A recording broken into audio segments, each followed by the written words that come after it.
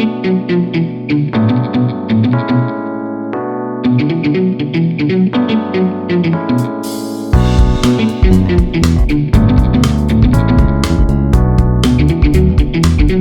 into Paul Catalina's Top 5, brought to you by Texas Beef House. As has become our weekly tradition throughout the season, it's time to give out my Week 9 awards.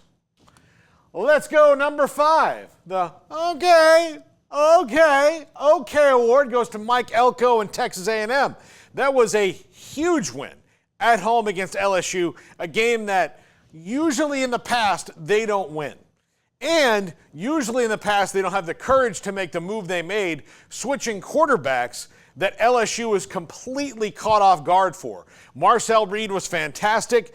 They actually have the best kind of quarterback controversy at A&M where whatever they need to do to win the game, they can do it. Look, Connor Wigman was a little bit out of his depths against LSU, but I really don't think that was Connor Wigman's problem as much as A&M has some good wide receivers, but they don't have LSU wide receivers, so they weren't separating, so you need to throw a wrinkle in the machine. Well, what's the wrinkle? Well, it's a running quarterback, which Brian Kelly very candidly said they have no idea how to stop. They just can't do it right now, and that's how you get LSU. So Jalen Milroe might be licking his chops at the prospect of playing that LSU defense. Next up, number 4, the Bottomless Pit Award. 5 straight losses for the Oklahoma State defense. This is the second worst defense in the country. They cannot stop people running the ball. Baylor ran for 343 yards this week. You know the last time that Baylor rushed for 343 yards? It's been a long time. It's been a very long time since that happened. This is not what you call a dynamic rushing offense, but it was the other day. Dawson Pendergrass, I'm thinking the Grass-Sassin is maybe maybe that nickname. I mean, I sent you guys. We'll workshop it.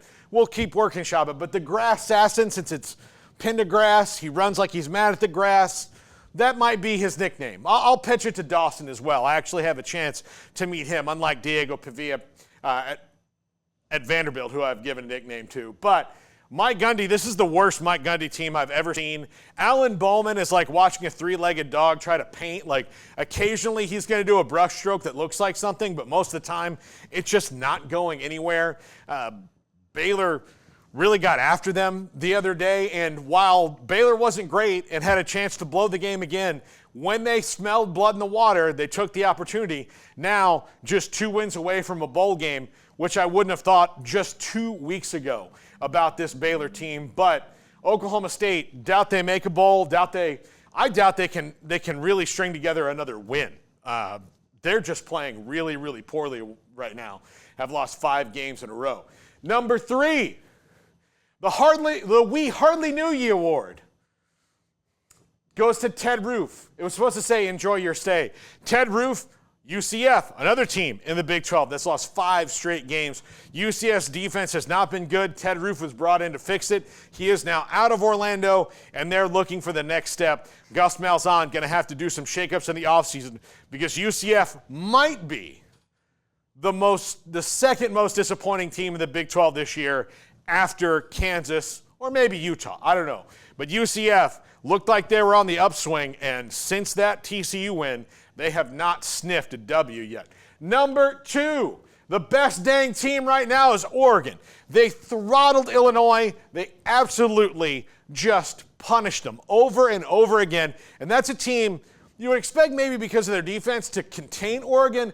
That did not happen. They're playing with confidence, momentum.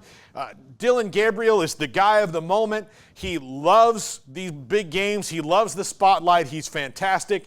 And Dan Lanning, his personality has seeped into that team. You can see it so much. They are very good. And like I said, right now, all these things can change in college football. And number 1, the It Will All Be Better Next Year award goes to Mike Norvell, or it better be, but 1-7 out of the bowl picture, not happening for the Noles.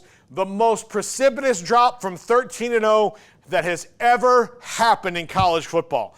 And on the way to the worst season in school in the last 45 years for FSU. That's all coming up. Really bad news. This is the top 5 we say goodbye right now.